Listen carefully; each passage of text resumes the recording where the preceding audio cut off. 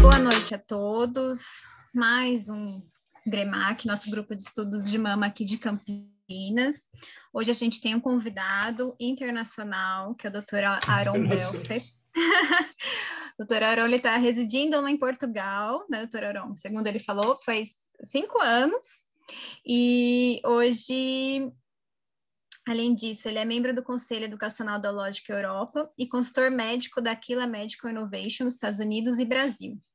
Hoje a nossa palestra vai ser sobre inteligência artificial em mamografia, princípios e aplicações clínicas no rastreamento do câncer de mama, tá? Após a palestra, doutor Aaron, a gente vai abrir para as perguntas, tá? Ficam pelo chat, ou então pode pedir a palavra também, tá?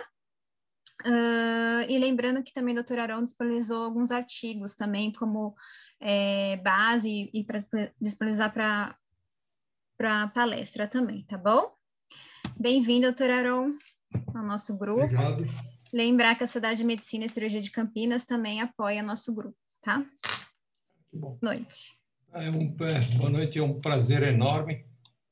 Você não precisa ver a minha, é mais fácil vocês verem as aulas. Acho que é melhor, né? Bom, eu quero, em primeiro lugar, agradecer. Não estranhem que a data desse webinar vai começar ontem, mas vai acabar amanhã, porque quando a gente acabar já vai ser dia 6 aqui em Portugal. Então, eu coloquei aqui como dia 5, que começa em Campinas, mas acaba dia 6, que aqui já vai ser 00:30. A ideia minha aqui era de tentar desmistificar um pouco a inteligência artificial, falar alguma coisa dos conceitos básicos de inteligência artificial, falar principalmente de screening, aplicações dos processos de inteligência artificial em rastreamento, desafios e tendências, que eu acho que isso é muito importante, e a posição dos radiologistas na era da inteligência artificial. Eu acho que esses que são os pontos que eu queria ver. A primeira coisa que eu queria fazer com vocês, eu vou fazer durante a aula também, tem algumas perguntas, porque tem um monte de coisas que a gente não tem resposta. Nem nós que já trabalhamos há muito tempo com inteligência artificial, e talvez vocês possam ter algumas. Então, eu não sei se o Guilherme vai pôr um sistema de questionário que vocês podem responder. Depois a gente vai ver a porcentagem de respostas de cada um dos itens possíveis, e aí a gente vai discutir. As primeiras 2 perguntas, na verdade, vão ser discutidas no final, é só para eu ter uma visão geral de como é o pensamento de vocês do grupo em relação à inteligência artificial. Então, a primeira pergunta é, em programas de rastreamento, é aceitável, pelo teu conhecimento hoje, que só a inteligência artificial faça o rastreamento sem leitor humano? E aí tem 3 respostas. De jeito nenhum, sim, ou depende do desempenho. Carlos, é com você. Só para a gente ter uma ideia do pensamento do grupo em relação a essa pergunta. Então, eu vou, no final, eu vou discutir com vocês isso. Podia mostrar de novo, Guilherme, por favor, só um instantinho para eu poder gravar? Obrigado. A próxima pergunta é a pergunta se você acha que a inteligência artificial vai melhorar seu fluxo de trabalho. Sim, não, não sei. Bem simples a resposta, vou dar para vocês uns 20 segundos para responder.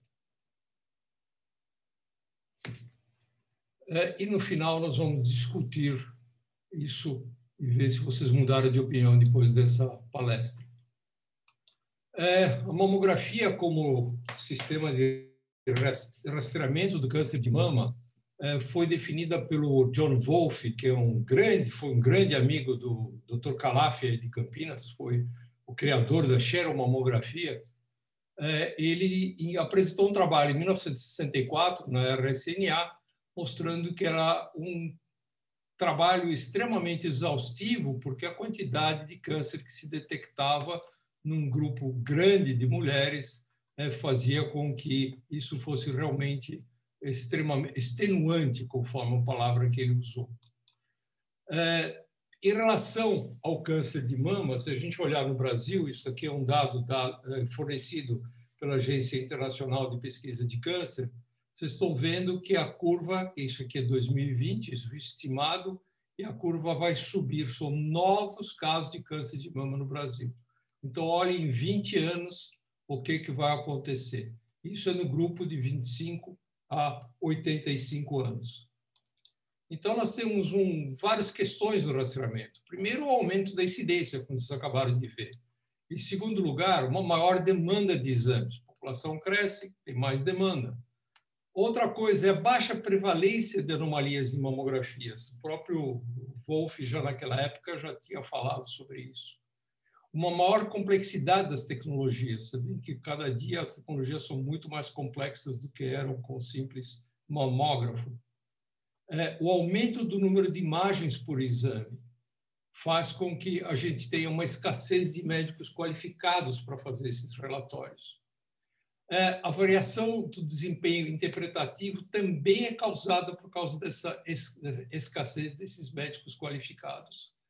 Então, isso faz com que a gente tenha muitas reconvocações, muitas vezes desnecessárias, biópsias desnecessárias. E, no fim, o que leva a isso? Leva exatamente essa foto que podia ter sido feita em qualquer serviço no Brasil, garanto para vocês, que é a fadiga dos radiologistas. A inteligência artificial foi iniciada já há bastante tempo, e a ideia disso era possibilitar a máquinas, não computadores, mas a máquinas, pensar como humanos. E a ideia era replicar a capacidade de raciocínio do ser humano. Eu considero esse filme de 1927, que aliás está no YouTube completo, como a primeira imagem de uma máquina pensando como humano. O Fritz Lang fez esse filme, um filme mudo, chamado Metrópolis, onde ele tinha, então, uma máquina que pensava e reagia como humano. Depois disso, em 1943, realmente começou a parte mais científica e matemática disso, que são as redes neurais. Em 1950, um indivíduo chamado Alan Turing, que fez um teste de Turing, onde ele desafiava quem conseguia criar uma máquina, na verdade já era um computador muito rudimentar, mas era um computador, para que simulasse e ganhasse do ser humano num determinado teste. Ele foi um sujeito tão importante que, semana passada, foi lançada uma nota de 50 libras na Inglaterra, ele era inglês, para homenageá-lo. Imaginem a homenagem tirando a foto da Rainha Elizabeth, que vai ser uma foto eterna, provavelmente, e substituída pelo Alan Turing. Depois disso, todas as coisas que aconteceram na década de 50, vocês podem olhar por aqui, até a gente chegar em 59, onde o Minsky falou sobre aprendizado de máquina, e aí foi talvez um salto um pouco maior para isso. Demorou bastante tempo, e a radiologia, claro que a radiologia também tinha que ir para esse lado, e a própria revista Radiology, que é da Sociedade Americana de Radiologia, criou uma revista chamada Radiology Artificial Intelligence, que tem exatamente como função de publicar artigos e publicar pesquisas relacionadas ao campo do terreno das múltiplas disciplinas ligadas à radiologia e inteligência artificial. Uma coisa que no primeiro editorial, desculpa, eu acabei de esquecer agora o nome do editor-chefe, que é um sujeito fantástico, veio até dar uma aula aqui em Portugal, ele comenta que temos que saber programação computacional como radiologistas, e a resposta é não. Temos que saber o suficiente sobre inteligência artificial para afastar o mistério que tem da inteligência artificial? E a resposta é sim. Eu acho que nós temos, eu concordo com ele, e muita gente concorda, que nós temos que entender o que é inteligência artificial, como funciona, o que pode e o que não pode fazer para nós. Então, acho que esse é um aspecto bastante interessante. Vocês devem lembrar, muitos de vocês acho que ainda trabalharam com isso, com o CAD. E o CAD era um dos primeiros sistemas de aplicação de computadores em radiologia mamária. Então, vocês veem nesse desenho, eu achei muito bonito esse desenho, porque ele mostra a roda do CAD, né? Quer dizer, como era um sistema muito difícil, era um sistema que era uma programação, quer dizer, a gente ia colocar lá todos os variáveis possíveis que um tumor poderia apresentar, era muito cansativo, não ajudava muito o radiologista, como vocês podem ver nas últimas publicações, e cada vez que alguém vinha oferecer um serviço novo para um radiologista de mama, ele falava, não, muito obrigado, nós estamos muito ocupados. O que aconteceu é que, depois do CAD, o aumento da computação, principalmente das CPUs, que são as unidades de processamento de dados, e as GPUs, que é uma sigla que vocês vão ver bastante, GPU é a unidade gráfica de processamento, junto com os avanços matemáticos, possibilitou o uso da inteligência artificial. E agora sim, esse desempenho era muito melhor do que naquela época do CAD, principalmente no que se refere na interpretação de imagens mamárias. E hoje eu posso dizer que a maioria dos radiologistas, ou pelo menos os que têm contato, estão bem abertos para essa nova tecnologia. A inteligência artificial, como disse, é uma forma que, na verdade, possibilita a computadores simular o cérebro humano. E ela tem vários componentes, o aprendizado de máquina, as redes neurais artificiais, rede neural convolutiva. Os nomes são meio complicados, mas vocês vão ver como isso é bastante simples.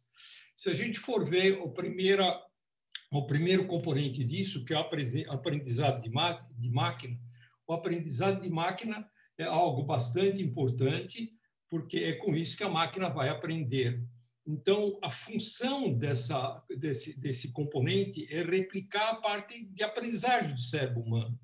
Então, as máquinas têm que ser treinadas para que consigam realizar tarefas sem aquela programação clássica que todos vocês devem conhecer. E esses algoritmos de aprendizado de máquina não são ensinados como um câncer de mama parece, o tamanho, a forma, os padrões, a textura, mas eles ensinam a si mesmo como ele se parece. Isso é conseguido durante o processo de treinamento, que é a parte muito importante no processo de treinamento. O que a gente faz no processo de treinamento? A gente vai treinar a máquina como treinar o residente. Vai fornecer ele uma série de dados rotulados, quer dizer, marcados. Isso é um câncer, isso não é, isso é maligno. Define os padrões, chega a conclusões, isso que essa parte, esse componente faz, e ele aprende com isso. Então, ele fornece uma resposta que é mais apropriada, baseada nesse aprendizado. E o algoritmo interessante desse algoritmo é que ele é um algoritmo que melhora ao ser exposto a novos dados, que é muito diferente de um sistema de programação convencional que é baseado em regras predefinidas. No aprendizado de máquina, a gente tem que fornecer para esse treino uma avaliação da imagem. A gente pode pegar a imagem inteira, mas hoje, por causa das próprias, apesar dessas GPUs serem muito potentes, as mais potentes são utilizadas. Hoje eu li até que a Nintendo vai lançar um joguinho novo que tem uma GPU que eu adoraria ter para a inteligência artificial, que provavelmente alguma hora vem, mas essa avaliação da imagem que tem que ser fornecida a essa GPU, e muitas vezes não dá para se fornecer uma imagem inteira. Imagina uma imagem de mama, quantos pixels tem. Então, o que você pode fazer? Você pode fazer um recorte de cada potencial região de interesse, que está exemplificado aqui. Você tem que classificar cada um desses cortes. A gente chama isso de patches ou recortes. Onde você vê aqui tem calcificações malignas, aqui tem um nódulo maligno. E esta imagem com essa classificação, você fornece ao seu computador.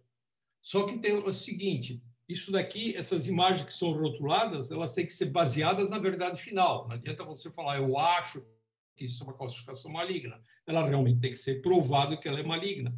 Ela depende muito de radiologistas treinados, que tanto pode ser baseado nos relatórios radiológicos ou nas próprias imagens, mas tem que ser radiologista muito bem treinado.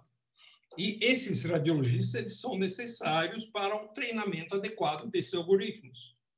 E sua implementação adequada desse tipo de fornecimento de dados para a máquina, para o computador poder ser treinado, exige tempo, claro, exige capacitação, médico bom, exige recursos, você pode imaginar isso, e acarreta custos realmente muito, muito sérios. Então, isso é uma coisa que a gente tem que lembrar. Outro componente é o aprendizado profundo, que é também as redes neurais artificiais, que é uma estruturação semelhante à rede de neurônios do nosso cérebro. Então, nós temos neurônios de entrada, que está simbolizado aqui, nós temos os neurônios lá dentro do nosso cérebro, que eles são conectados um com os outros, cada camada é conectada com todos os neurônios da próxima camada, e através disso nós conseguimos uma resposta nos neurônios de saída. Então, essas interconexões é que vão fazer essa atualização e a ampliação desses laços é que vai fazer tudo isso. Mas tem uma coisa que é muito mais bonita, que é, dentro disso tudo, mais complicado, o slide parece mais complicado, mas não é. Existe um processamento hierárquico que faz com que você consiga ver e definir, depois de da máquina aprender, de você usar esses dados para chegar a uma conclusão, se, por exemplo, um câncer é maligno ou benigno, ou se essa fotografia aqui é do George Washington ou não. Como que acontece isso? Isso é bastante simples, até se a gente for falar.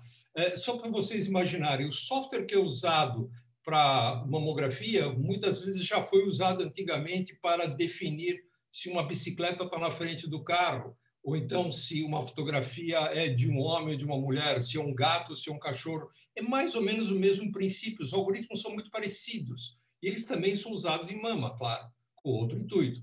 Então, nós temos uma camada de entrada, que você lembra que eu mostrei no slide anterior, que ela vai identificar o valor do pixel na base do claro e escuro. Com isso daqui, ela tem a capacidade de quê? De identificar bordas. Você vê que ela precisa de mais neurônios. Isso daqui, na verdade, são centenas e às vezes milhares de camadas de neurônios, depende do processo que você quer fazer. Depois de identificar essas bordas, você combina essas bordas e, de alguma forma, identifica o que você está vendo na combinação dessas bordas. Por exemplo, essas bordas representam o nariz e essas bordas representam os olhos. Com isso, nós somos capazes de identificar características, que esse é um nariz grande ou pequeno, se os olhos são curvos ou mais alongados, etc.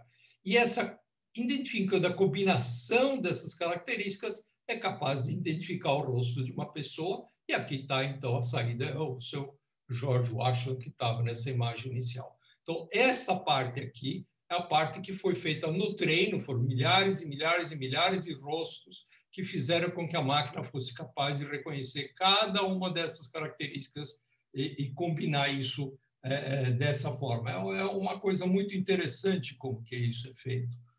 Existe um processo, deixa eu só avançar aqui, existe um processo especial, que eu só vou citar aqui, porque eu não vou entrar em detalhes, que é um processo especial de aprendizado profundo, que chama rede neural convolutiva. Convolução é um princípio matemático que você consegue encontrar características repetidas em imagens. Então, você pode imaginar como isso é importante para a mama. E as redes neurais convolutivas, elas obtêm essas informações filtrando, entre aspas, então, convoluindo os dados que elas estão recebendo. E, com isso, essa é a ferramenta mais usada na inteligência artificial da mama, só para vocês saberem. Então, na verdade, é só por isso que eu dei esse slide aqui. Nas etapas de desenvolvimento do sistema de inteligência artificial, são três etapas. Primeiro, o treino, que eu acabei de explicar para vocês. Uma vez feito o treino, você vai fazer um teste para ver se aquele algoritmo consegue localizar que aquele sujeito lá era o George Washington. E depois disso, você faz a validação, que a validação, então, é pegar uma população gigantesca, por exemplo, para saber quem é o George Washington no meio daqueles 100 milhões de pessoas lá nos Estados Unidos. E uma coisa que é muito interessante é que esses conjuntos de dados eles têm que ser independentes. Então, o que você usa no treino, você não pode usar no testing, você não pode usar na validação. Tem que ser independente. Uma coisa que é boa é que para testes, que é a parte mais difícil de conseguir dados, porque aqui é mais fácil. Não esquece que o treino é mais fácil em termos, né? Porque você tem que ter dados marcados, tem que ter alguém que vai lá e mede a calcificação, mede o nódulo, descreve, não sei o quê. Tudo bem, mas dá para fazer, dá para você fazer com 1.000, 2.000 casos, está ótimo. O teste, você faz com mais ou menos 80% disso, também dá para você fazer. Você arruma do teu vizinho, então separa no teu próprio serviço uma parte que você vai usar como teste. Mas acontece, se você quiser fazer teste mais rigoroso, existe banco de dados de acesso aberto, públicos, que você pode pegar milhares e milhares de mamografias e testar se o teu treino foi adequado ou não. E depois vem a parte da validação, que é, na minha opinião, a parte mais importante, que tem que ser de fonte diferente, não pode ser do teu próprio hospital, tem que ser de uma outra fonte, em que vai ser, na verdade, a grande aplicação na parte clínica desse teu sistema de inteligência artificial. Ok? Existe uma série de aplicações não interpretativas que eu não vou entrar em assuntos, isso é outra conversa, me convidem de novo, mas aí convidem presencialmente, por favor, que é posicionamento, densidade mamária, estratificação de risco, tomossíntese, como se obtém as imagens, tudo isso usa a inteligência artificial. Em câncer de mama, então, nem se fala. Segmento, terapêutica, tudo isso que vocês estão vendo aqui, radiômica, radiogenômica, que eu acho que é um campo fascinante, tudo eu acho que vale a pena vocês convidarem alguém que sabe realmente radiogenômica para ensinar para vocês que isso vai ser o futuro, com certeza. Já é o presente, eu acho. Bom, por que a mamografia, a inteligência artificial é tão importante em mamografia de rastreamento? Primeiro, porque o resultado é binário, então é muito mais fácil. Tem câncer ou não tem câncer? Não tem coisas muito mais complicadas no meio do caminho. Segundo, o volume de mamografias é muito grande, então você consegue o que a gente chama de big data, né? Que você consegue, para o teu treino, para a tua validação, para o teu teste, você consegue bastante dados. E, sem dúvida nenhuma, o impacto médico-social é fundamental para isso, tá? Os objetivos da inteligência artificial em rastreamento são, em primeiro lugar, uma maior eficácia. Isso você consegue subindo a sua acurácia, excluindo ou detectando lesão e identificando o grau de suspeita. E a segunda coisa é fazer isso de uma forma mais eficiente. Menor tempo, menor esforço, menos recursos. Tá? Isso, claro que é fácil de entender. Existem 3 métodos, eu vou mostrar rapidamente eles para vocês, que são os métodos que são usados para a interpretação assistida por inteligência artificial. A primeira é a leitura concomitante. O que é a leitura concomitante? A leitura concomitante é aquela em que o radiologista e a inteligência artificial vão examinar o caso. Então, o sistema vai oferecer para você, para olhar uma mamografia, como é o caso aqui, tá? Ele vai oferecer numa ordem que a gente já vai falar como que é feita essa ordem, outra coisa da inteligência artificial muito interessante. Em seguida, ele vai mostrar para você, assim que você estiver pronto, já olhei tudo, tem uma lesão aqui na mama esquerda, mas acho que não tem mais nada. Vamos lá, vamos em frente. Opa, desculpe. Então, o sistema vai mostrar para você essas áreas que eu mostrei aqui, vai marcar essas áreas e vai colocar também a porcentagem de probabilidade de malignidade dessa lesão. Então, aqui não dá para ver, mas está em 60 e qualquer coisa, e essa é 83. Então, isso vai servir para você. Em seguida, o que faz o sistema? O sistema vai dar uma pontuação para aquele caso. Ele vai analisar, além da pontuação para cada uma das lesões, ele vai dar uma pontuação para o caso. Ele pode dar uma série de parâmetros. Entre eles, eu gosto muito de índice de complexidade, quer dizer, quantas marcas tem, se a paciente pediu por algum motivo, ela é de outro estado, outra cidade, seja lá o que for, então a tecnóloga pode pôr, e com isso você vai conseguir uma prioridade para o caso que vai te dar uma sequência de leitura. Então, você pode pôr um monte de coisas a mais aqui. Você pode pôr, por exemplo, os radiologistas que gostam mais de olhar calcificações. Você pode separar como você quiser e fazer essa sequência.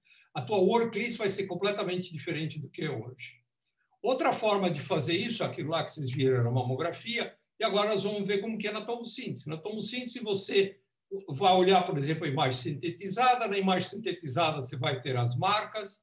Na hora que você escolhe uma marca que você quer olhar ela com mais atenção, ele vai navegar automaticamente para a tomografia, para aquele corte da tomossíntese que essa lesão estava. Não somente numa incidência, como na outra. Ele já faz isso sincronizado.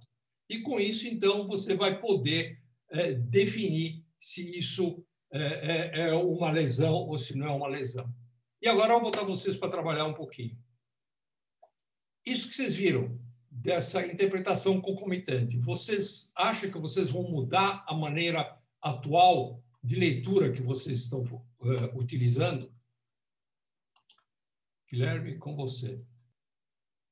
Então, aqui nós vimos que a grande maioria, 65% é a grande maioria, a maioria, acha que sim, que vai mudar a forma de trabalhar em função do que trabalha hoje. Um pequeno grupo não, e um outro grupo não tem ainda opinião sobre isso. Interessante. A próxima pergunta: quando que a inteligência artificial apresentar uma marca de alta probabilidade de câncer, e você olha, mas você não vê lesão nenhuma, qual vai ser a sua conduta? Você vai ignorar? Você vai pedir um follow-up a curto prazo? Ou você vai mandar reconvocar a paciente? Agora ficou mais difícil do que a pergunta anterior. Então, vamos lá, Guilherme. Já deu tempo para pensar? Então, vamos lá, porque aqui já são meia-noite. Então, as respostas aqui é reconvocar. Muito interessante. Grande maioria iria reconvocar. É uma coisa importante, depende de uma série de fatores. Uma coisa que é importante para vocês saberem é que o número de marcas falso-positivas na inteligência artificial é 25%, é um quarto daquelas que a gente estava acostumado a ver no CAD. Quer dizer, quem de vocês já trabalhou com CAD deve estar cheio de tanta marca que vê. Aqui, as marcas falso-positivas. Aqui precisa tomar um pouquinho mais de cuidado. Então, eu concordo que ignorar é a única coisa que eu não faria.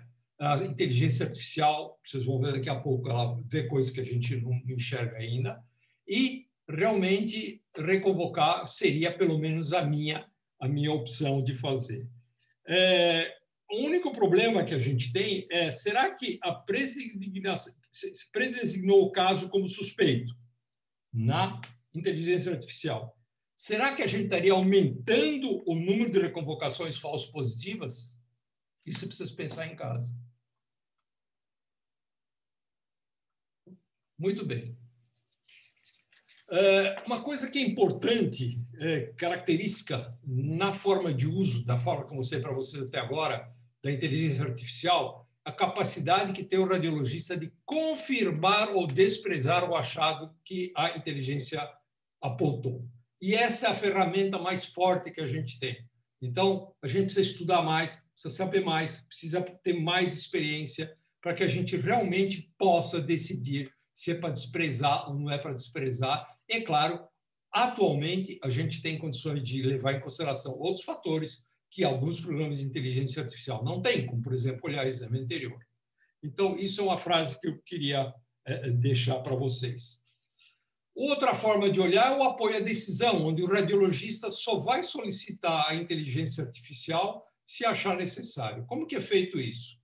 Primeiro, todos os exames passam pela inteligência artificial, assim que eles saem do mamógrafo, já foram lá, coisa de minutos, já está tudo feito, e recebem um score. Aqui, no caso, um score pode ser a percentagem que eu mostrei lá. E aqui vai de 1 a 10, isso aqui é um score máximo.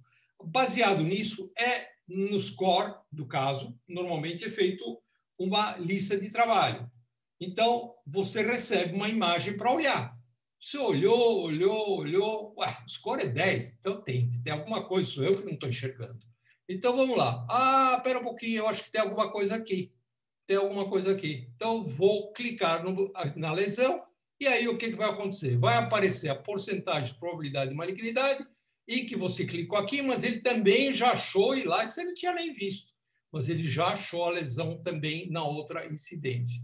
Então, isso é algo importante. Mas, mesmo assim, se olha aqui, está em amarelo, 35, 52, você está longe de um score de tão alta probabilidade de malignidade. Então, você vai olhar de novo. Você olha de novo, opa, espera um pouquinho, eu acho que eu achei alguma coisa aqui. Ah, você achou aqui? Então vamos clicar em cima. O que acontece? Agora sim, 95%, 95%. Agora eu concordei. Agora eu acho que eu achei a lesão.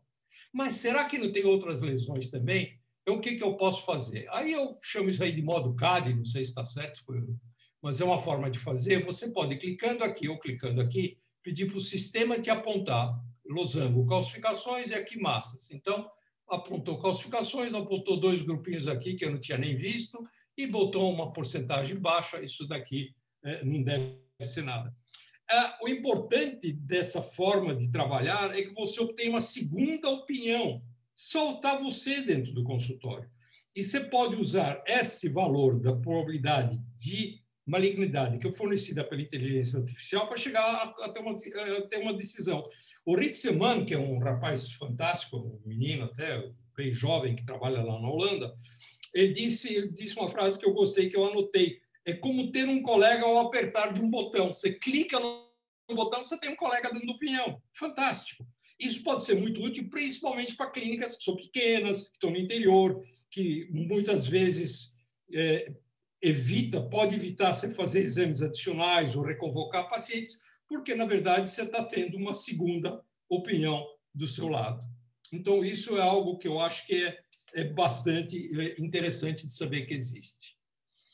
Quando você volta ao problema dos objetivos em rastreamento, a coisa que você mais quer é precisão no menor tempo possível, porque o volume de exames é grande, tudo aquilo que eu já falei antes, e a precisão. Então, vou mostrar para vocês, são 4 fabricantes diferentes que foram usados por 4 clínicas, esse é um trabalho de 2020, recém, muito bom, eu recomendo, feito...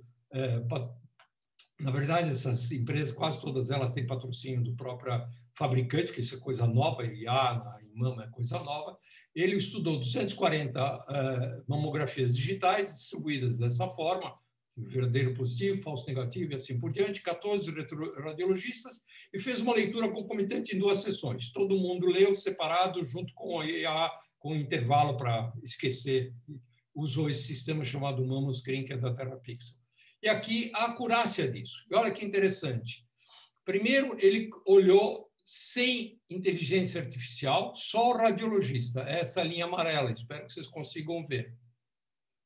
Com a inteligência artificial, é a linha azul ou verde, eu nunca sei a diferença dessas 2 cores, mas é essa linha superior aqui. Então, dá para ver que a curva ROC ela é melhor com IA do que sem inteligência artificial. E aqui a inteligência artificial independente, que é esse tracejado que vocês estão vendo aqui, e que uma parte chega até perto do radiologista. Uma coisa interessante que ele fez também, e aqui tem, embaixo vocês estão vendo sensibilidade e especificidade, e vocês veem que com inteligência artificial, tanto um como o outro melhoraram principalmente a sensibilidade. E aqui ele fez 2 coisas interessantes também. Ele separou, além de separar em 2 grupos, separou em tipos de lesão. Então, aqui você vê massa está em amarelo e calcificações está em pontilhado, que é um pouquinho inferior. Agora, aqui ele pôs lesão, densidade e experiência do radiologista. Sem inteligência artificial, com inteligência artificial. Todos os pontos aqui são a favor de inteligência artificial, se você compara. 775.102, aqui 760, para mesmo radiologista de maior experiência, menor também, assim por diante. Então, é muito interessante esse trabalho. E, além disso, nesse trabalho, ele também mediu o tempo de leitura. Ele mediu isso daquela forma interessante. Ele fez 2 grupos, né, que eu falei para vocês, usando os mesmos pacientes, mas fazendo um intervalo aqui para esquecer, e ele dividiu também por score, quer dizer, a probabilidade de malignidade. O que ele viu? Que no primeiro grupo, quando todo mundo viu o primeiro grupo, praticamente, isso é a diferença de tempo, quer dizer, com inteligência artificial demorou um pouco mais, demorou menos a mais quando a probabilidade era menor, e no segundo grupo eles chegaram até a ler mais depressa. Provavelmente curva de aprendizado, tá? Eu acho que isso que é o importante. Mas a média, por caso aqui na seção A e seção B, vocês veem que com inteligência artificial demorou um pouquinho mais. É uma discussão que a gente pode fazer depois, se vocês quiserem. Uma coisa que esse autor chegou à conclusão é que, em primeiro lugar, a inteligência artificial aumenta o desempenho do radiologista sem um grande impacto importante no tempo de leitura. O máximo foi 10 segundos. Então, não foi nenhum desastre assim que demorou muito mais, e ele demorou muito mais para ler. Só que o problema é que esse trabalho não representa a prática na clínica normal de rastreamento. Não é como vocês trabalham, que vocês vão poder pegar isso e começar a trabalhar lá. Um outro trabalho também, que esse é o trabalho mais recente, isso acabou de ser lançado, a Hologic fez também um sistema de inteligência artificial no sistema deles, pegaram 390 tomossínteses agora, pegaram 106 com câncer, 284 normais, eles usaram tanto a Hologic, a tomossíntese de resolução normal, padrão, que a maioria no Brasil tem, como aquela de alta resolução, que já é mais comum nos Estados Unidos e aqui na Europa. 17 radiologistas e fizeram leitura concomitante. O que eles encontraram? Eles encontraram que a sensibilidade com inteligência artificial foi maior, ou a reconvocação negativa foi maior com inteligência artificial, ligeiramente significativo isso, e do mesmo jeito que o outro autor também chegaram à conclusão que o tempo de leitura também foi maior. O interessante é que eles pegaram 764 casos para comparar o modo padrão de tomossíntese com alta resolução e não deu diferença nenhuma, que é muito bonito. E aqui a curva para mostrar para vocês em vermelho, sem inteligência artificial, em verde, com inteligência artificial. Um outro trabalho, que esse é um trabalho que eu recomendo vocês lerem, porque eu não vou conseguir mostrar tudo aqui, porque o trabalho é muito bom. É um trabalho de 2019, da Radiology Inteligência Artificial, então acho que todos vocês têm acesso, onde ela pegou 260 tomossínteses, 24 radiologistas, fez a tal da interpretação concomitante, e aqui, no caso, ela usou o software da iCAD, que chama Power Lock Tomo Detection versão 2.0. E aqui as curvas. Então, vocês veem a curva média sem inteligência artificial e com inteligência artificial. Só de olhar essa curva, acho que já dá para concluir tudo. Mas a coisa que eu gosto mais dela é essa curva que ela fez aqui. O azul é o ROC da inteligência artificial independente, sem ninguém. Cada bolinha dessas é um radiologista daqueles 24 que eu mostrei lá. O tamanho da bolinha é o tempo de leitura que cada um deles levou. E aqui, claro, a posição aqui vai significar a sensibilidade e especificidade desse leitor aqui, que foi um super rápido, tá? E aí ela comparou esse daqui, que foi feito sem usar inteligência artificial, para aquele com inteligência artificial. E aqui, esse desenho, eu acho fantástico, essa ideia deles terem feito isso, eu achei bárbara. Então, você vê quase todo mundo, a bolinha está menor, e todo mundo foi para o canto de superior esquerdo, que é a sensibilidade e a especificidade é maior. Então, isso eu acho que esse slide, para mim, esse artigo, são artigos muito interessantes. Aqui, o resultado final, que eles fizeram a sensibilidade, por exemplo, por lesão, é igual, a especificidade mostrando que com inteligência artificial foi um pouco maior, tempo de interpretação, no caso dela, e aí a gente, mais uma vez, pode discutir isso no final, foi inferior usando inteligência artificial, o radiologista usando, do que não usando. Então, isso é algo para pensar. Uma coisa que ela também fez, ela comparou o radiologista sozinho, sem nenhuma ajuda, versus a inteligência artificial. E aqui você vê uma coisa interessante. A sensibilidade do radiologista foi de 77% e a especificidade de 62%. E a inteligência artificial sozinha, que estava para ler naquelas curvas, 91% e especificidade menor. E a comparação, indo radiologista por radiologista, que no caso dela dá para você tirar daquelas curvas que eu acabei de mostrar, a inteligência artificial foi melhor em termos de sensibilidade do que 22 dos 24 radiologistas. Mas 20 dos 24 radiologistas tiveram a especificidade melhor que a inteligência artificial. Olha que trabalho muito, muito criativo e interessante. E ela chegou à conclusão naquela época, isso é 2019, de lá para cá saíram algumas centenas de artigos sobre o assunto, com a aplicação do sistema de inteligência artificial de alta acurácia, isso é muito importante. Poderemos obter um aumento de eficácia e de eficiência na prática clínica, porque ela reduziu o tempo e aumentou a acuidade do exame. e tem um potencial aumento de acurácia em comparação com a interpretação sem inteligência artificial. É só ver o que eu acabei de mostrar. E provavelmente ela poderá substituir o fluxo de dupla leitura com menor tempo de interpretação. Ela foi um dos poucos trabalhos que mostra menor tempo de interpretação. Mas aí eu me pergunto, depois de todos esses anos que eu estou envolvido com isso, será que o radiologista vai avaliar melhor os achados que a inteligência artificial encontrou? Ou será que ele vai deixar a inteligência artificial tomar conta das ideias dele? Será que ele vai procurar fazer uma pesquisa exaustiva para tentar achar uma outra lesão? Ou vai ficar satisfeito com esse tempo mais curto que ele acabou lendo do que um outro radiologista? Não tenho resposta. Outra coisa que é importante, será que a sensibilidade da triagem, que aí está fazendo triagem com inteligência artificial, ela vai ser limitada pelo sistema de inteligência artificial? Se você deixar de procurar outras lesões, com certeza é isso que vai acontecer. A sensibilidade vai ser limitada ao sistema de inteligência artificial, que pode ser melhor ou pior. E, sem dúvida nenhuma, é uma mudança da prática atual enorme se a gente for fazer isso. Um outro trabalho que eu também recomendo, apesar de ser de 2019, eu não costumo nas minhas aulas mostrar nada que tem mais que 12 meses, mas é que tem algumas coisas básicas nesse trabalho que são maravilhosas. E por isso que meu entusiasmo, às vezes, de mostrar isso para vocês. O Alejandro Rodrigues Ruiz, o espanhol que trabalha na Holanda, é um dos sujeitos mais importantes lá da Transpara. A Transpara é essa que faz o Screen Point, que é os que começaram com isso, um pessoal fantástico, eu conheço todos eles. Como eu trabalhei na Holanda há muito tempo, eu até discuto com eles em holandês, então é muito bom de ter esse contato. Eles fizeram um trabalho logo no início com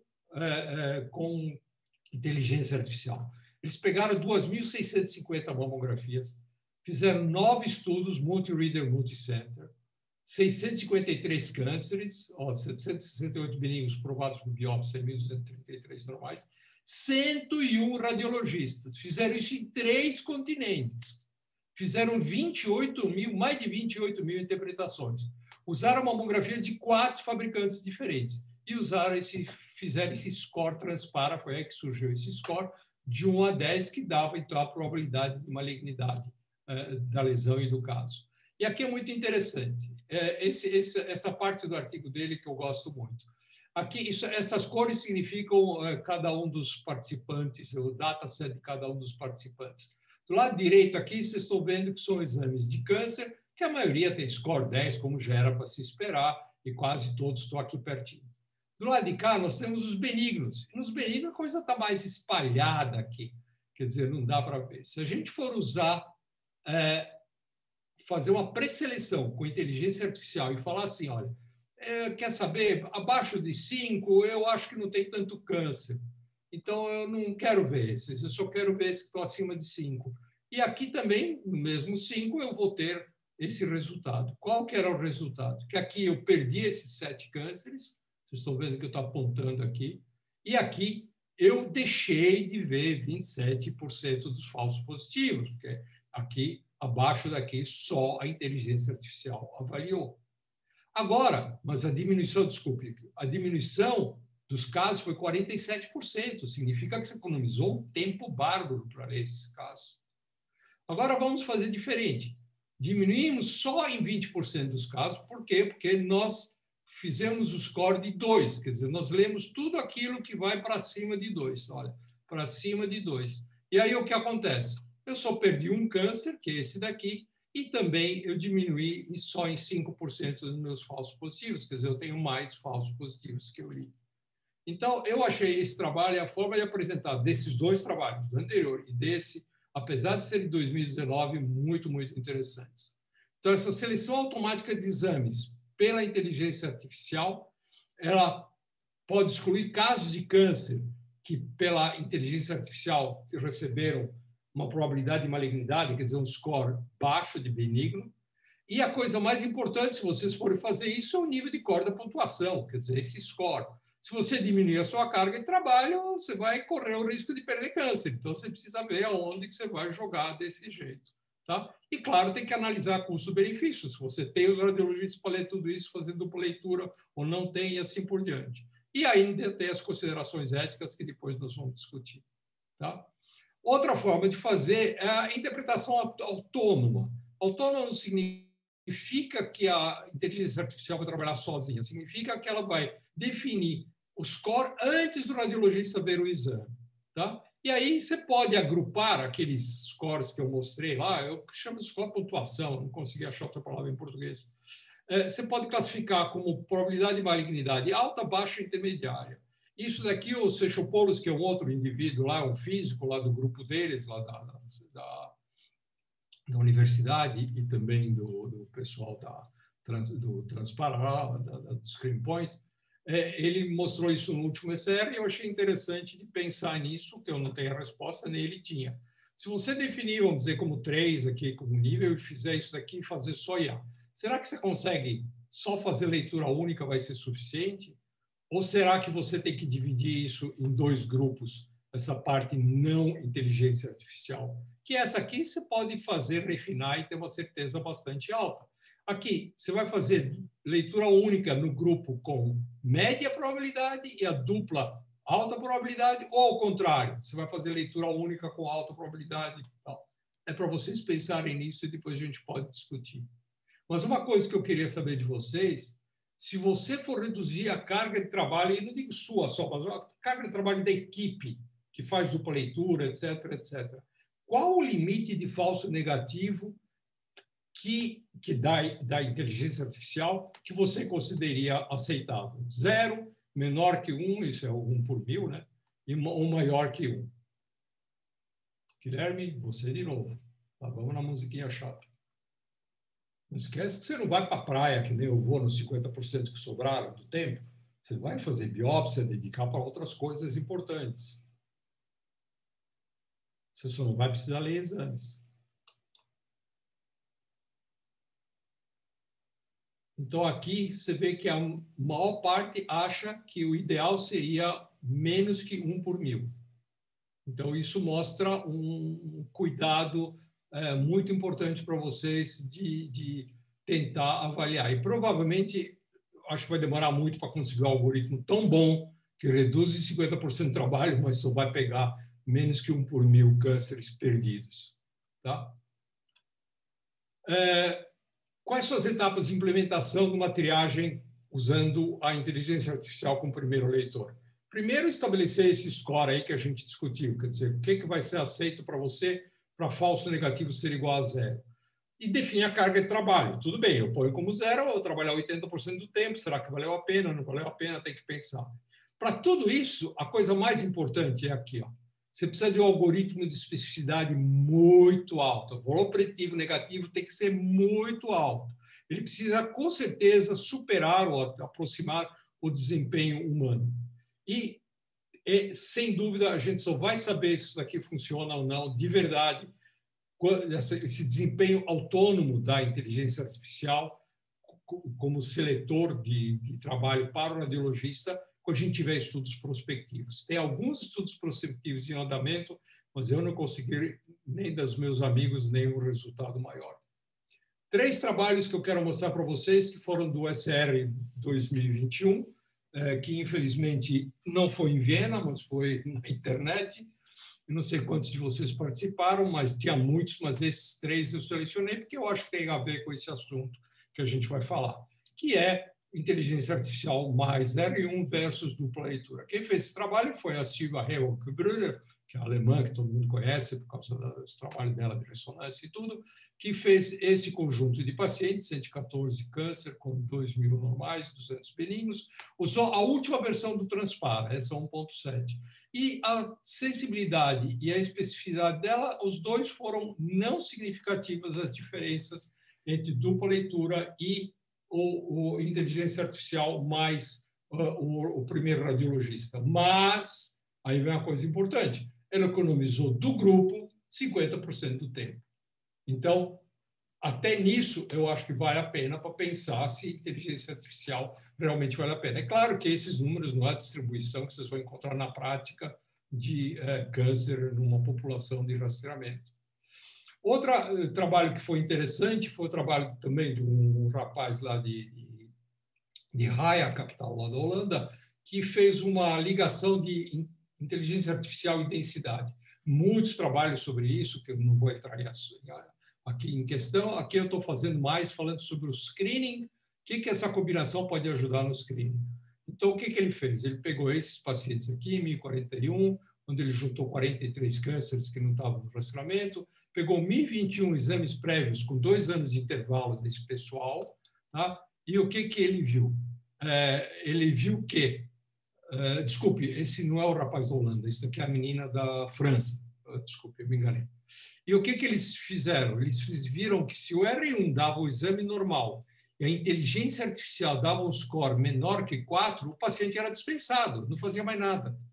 E, por outro lado, se usava a inteligência artificial normal e o score menor que 7, mas com densidade baixa, também o paciente era dispensado. E olha a casuística deles, que é interessante. 0 casos de carcinoma, numa porcentagem de rastreamento 29% aqui, 47% aqui. Quer dizer, aqui eles tiveram que, se eles fossem fazer segunda leitura, tiveram que ler só metade, quase metade dos exames.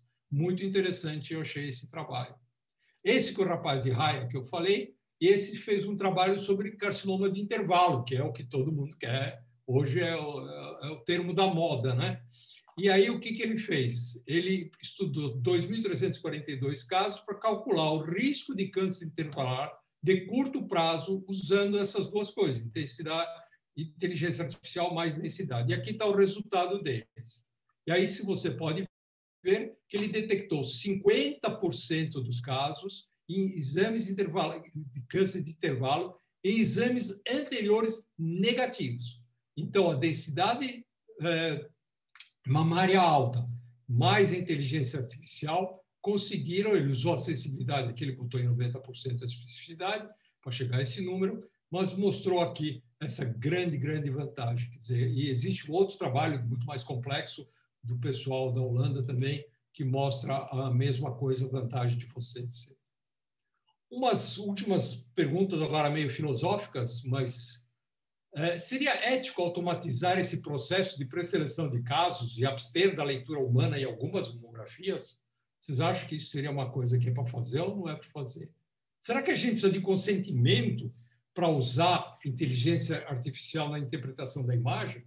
Será que as pacientes devem escolher entre humanos e a inteligência artificial? Um pessoal na Holanda fez um trabalho onde que eles pegaram uma população de mulheres, isso é Holanda, específico lá, cabeça é diferente que a nossa do Brasil, posso garantir para vocês, eu morei 7 anos lá, em que eles olharam esses aspectos. Primeiro, se a verificação humana do exame era fundamental, era aceitável a inteligência artificial selecionar para o radiologista, se era aceitável a inteligência artificial como segundo leitor, no Holanda é feito dupla leitura em absolutamente tudo, e em relação a erros, quem que era o culpado se aconteceu o erro? Quem desenvolveu o software ou o radiologista? E aqui, opa, desculpe, o meu telefone entrou sem querer aqui. Então, uma coisa interessante é que, atualmente, essas mulheres elas não apoiavam inteligência artificial sem radiologista. Você vê que é 34%, mais 43% não acham que dá para fazer sem radiologista. Outra coisa também, que tanto a inteligência artificial selecionando para o radiologista como inteligência artificial como segundo leitor eram razoavelmente aceitos. Em relação à culpa de quem graças a Deus não chegaram a conclusão nenhuma. O que a gente pode fazer para melhorar tudo isso? Estamos quase no tempo. Melhorar a qualidade de previsão das redes neurais, isso é muito importante. Aqueles dados de treinamento da rede neural profunda tem que aumentar os conjuntos de treinamento, tem que melhorar a qualidade dos dados usados, tem que padronização da escolha das imagens, tem que incluir diversidade, pegar pessoas da raça negra, pegar japoneses, pegar tudo, né, o mais possível de diferente. Condições, imagens raras. Você precisa ensinar para a inteligência artificial essa parte de condições, imagens raras, que você só viu uma e eu provavelmente não vi nenhuma na minha vida. Se eu não conseguir isso, a inteligência artificial não vai aprender a reconhecer. Variações aleatórias, isso também é muito importante. Às vezes tem variações que são normais, mas que aparecem uma vez ou outra e que você nem sabia que isso ia ser normal. E incluir modelos de fabricantes diferentes é fundamental. Não dá para usar o sistema para cada modelo. E padronizar tudo isso, padronizar essa parte da inteligência artificial para que ela possa ser repetida em todo lugar. O uso eficiente da inteligência artificial, em primeiro lugar, ela vai levar um fluxo de trabalho otimizado. Então, ela vai focar nos casos problemáticos, e você pode se focar nos casos problemáticos e nas lesões, nas funções clínicas. Além disso, o critério de distribuição de casos também é algo muito, muito importante. E isso é uma coisa que a gente... Não sei onde que eu deixei. Aqui eu tinha anotado os dados no meu celular, mas o meu celular sumiu. Então, em todo caso, a gente precisa melhorar o fluxo de trabalho e, com isso, a gente conseguir aproveitar melhor. Aproveitar melhor os recursos disponíveis. Quer dizer, se você tem mais ou menos médicos, você vai poder aproveitar isso melhor. Os resultados vão sair mais rápidos, não tem dúvida nenhuma, e também torna o rastreamento de qualidade acessível a grande parcela da população que, eventualmente, não teria essa possibilidade. Agora, vamos voltar àquelas duas perguntas.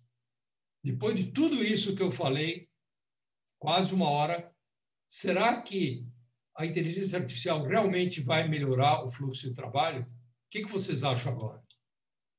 Deu para pensar em tudo? Vamos ver qual foi a resposta, desculpe, pergunta 6. 92% acham que vai melhorar. E isso nós tínhamos antes... Desculpe, deixa eu só procurar aqui. Só um instantinho, que eu estou perdido aqui no meu celular. Aqui. Vai melhorar seu fluxo de trabalho? Era 83%. Então, tem mais gente que acha que vai melhorar. Isso é muito bom, fico muito feliz em saber isso. Apesar que tem 4% aqui e antes era 0%. Então, tem 4% que eu acho que não vai melhorar em nada. A próxima pergunta é a mesma pergunta que nós fizemos antes, que é em programas de rastreamento. É aceitável a inteligência artificial sem leitor humano para você, no teu serviço? Ok, vamos ver a resposta, Guilherme. Aqui, de jeito nenhum, 70%, depende do desempenho, 30%. É interessante que nós tínhamos, de jeito nenhum, 13%, isso aumentou bastante, quer dizer, só a inteligência artificial sem ser humano, e depende do desempenho, baixou para 30%, só metade está achando isso. Acho muito bom, porque eu concordo que ainda estamos muito, muito, muito, muito longe esse rastreamento ser feito sem nenhum ser humano. E a última pergunta, se a inteligência artificial vai substituir o radiologista em 2 anos, 5 anos, 10 anos ou nunca? Não adianta colocar o wishful thinking, né? Tem que colocar aquilo que você acha mesmo, em função de tudo que você escutou. Antes que eu caia no sono, qual a resposta, Guilherme? Nunca! Então, eu vou dizer uma coisa para vocês, que é uma mensagem para levar. Pode fechar o resultado. Primeiro, inteligência artificial não vai substituir os radiologistas. A inteligência artificial autônoma que eu estou falando. Mas os radiologistas que não usam inteligência artificial vão ser substituídos pelos radiologistas que o usam. A interpretação concomitante, a interpretação e o modo de apoio à decisão que eu mostrei para vocês, eu gosto do termo inteligência aumentada, que é de 1950 e qualquer coisa, porque o Ashby falou isso. Ele que escreveu num livro dele, que, aliás, eu tenho uma cópia, de 1956, que, na introdução de cibernética, ele pôs que a meta não é ver se as máquinas podem pensar, mas, em vez disso, se elas podem nos ajudar além das nossas capacidades. Eu acho que esta é a mensagem que eu espero que vocês levem dessa aula. O caminho é longo, essa é um caminho pelo Rio Tejo, vocês veem que ele é bastante longo, e eu agradeço, e esse caminho também é o caminho que nós vamos ter que percorrer, com vocês, e eu agradeço a vocês pela atenção e pela paciência. Doutor Aron, uma excelente aula, nossa, deixou a gente, estou aqui de boca aberta, porque explicou muita coisa que eu não conseguia entender como que poderia usar no dia a dia, né? Então, foi excelente mesmo. Então, foi um grande prazer poder participar. O grupo, eu sei que é um grupo muito bom. Então, obrigada. Valeu para fazer isso. Então, até a próxima, né? Até a próxima. De todos.